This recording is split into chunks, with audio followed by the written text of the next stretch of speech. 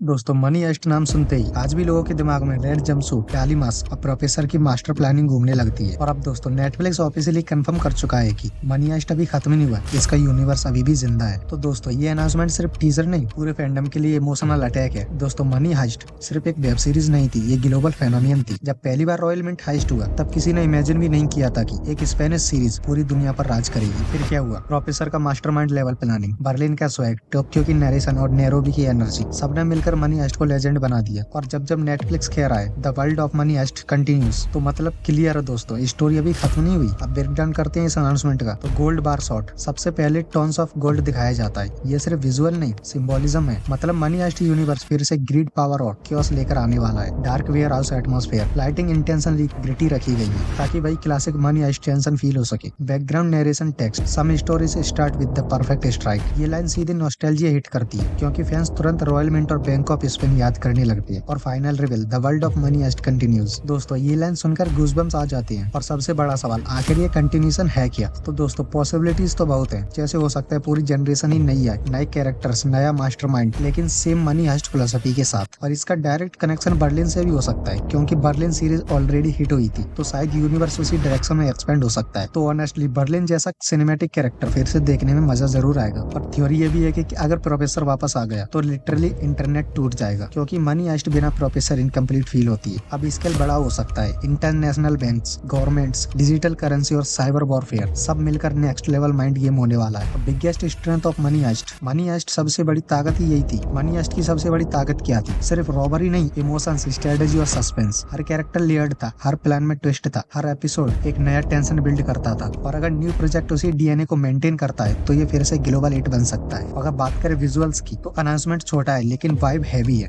Dark cinematic lighting, metallic gold aesthetic, tension field framing, सब कुछ वही ओल्ड मनी हाइस्ट फीलिंग देता है। दोस्तों नेटफ्लिक्स क्लियरली नॉस्टैल्जिया बेच रहा है और ऑडियंस उसे खुशी खुशी खरीद भी रही है। तो चलिए अब नजर डाल लेते हैं इसके पॉजिटिव्स पर। तो सबसे बड़ा पॉजिटिव है nostalgia power. Fans emotionally attached है। मनी हाइस्ट सिर्फ शो नहीं, मेमोरी है। Universe expansion potential. अब मेकर्स अनलिमिटेड स्टोरी बना सकते हैं। डिफरेंट कंट्रीज, डिफरेंट हाइस्ट और डिफरेंट मास्टरमाइंड्स। तीसरा है global audience. Already world wide fan base ready बैठा है। आइकॉनिक ब्रांड वैल्यू है। रेड सूट, डाली मास्क अभी भी आइकॉनिक है। पांचवा है सस्पेंस लेगेसी। अगर राइटिंग स्ट्रांग हुई तो फिर से बिंज वॉच मोस्टर बन सकता है। और यहाँ पर थोड़ी नेगेटिव्स की भी बात कर लेते हैं। सबसे बड़ा रिस्क है ओरिजिनल कास्ट कंपैरिजन। दोस्तों अगर सच बोलूं तो टोक्यो, बर्लिन, नैरोबी, प्रोफेसर जैसी लेगेसी रिपीट करना आसान नहीं है। और दूसरा है ओवर एक्सपेंशन रिस्क। अगर सिर्फ ब्रांड का नाम यूज किया गया और स्टोरी वीक निकली तो फैन रिजेक्ट भी कर सकते हैं। और तीसरा है इमोशनल कनेक्शन चैलेंज। नई टीम को ऑडियंस कनेक्ट करवाना टफेस्ट टास्क होगा। और चौथा है expectation pressure. Money heist level hype बहुत डेंजरस होता है। छोटी गलती भी सोशल मीडिया पर एक्सप्लोड हो सकती है। और बात करते हैं why this announcement is trending. तो ये सिर्फ टीजर ट्रेंड नहीं कर रहा, लोगों की मेमोरीज ट्रेंड कर रही है। लोग फिर से वही नाइट्स याद कर रहे हैं जब एक एपिसोड खत्म होने के बाद भी लगता था कि बस एक और एपिसोड, एक और एपिसोड। और ये सब